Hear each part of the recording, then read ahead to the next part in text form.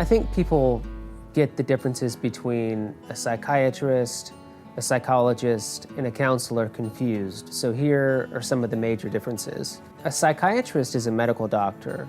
For the most part, their practices deal essentially with prescribing and then monitoring medications. Counselors have a master's degree in psychology or a related field. Psychologists have a doctorate in psychology. So my doctorate is in clinical psychology. I've had 8 years of training in both the assessment and intervention of children and adolescents, with a specialty in the emotional and behavioral problems that they present when they come in. You distinguish adolescent therapy from adult therapy in large part on what the developmental differences are and what the developmental task is for that age group. And that is, who am I? How do I fit into this world?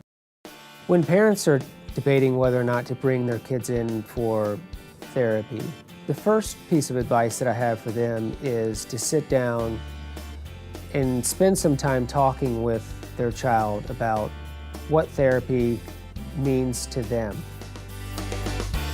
My first session is always a consultation that doesn't cost anything, and so I want to use that time to really get across what it is that I do, but really, more importantly, to get an idea of how the child perceives his or her problems and what it is he or her wants out of treatment. What are his or her goals?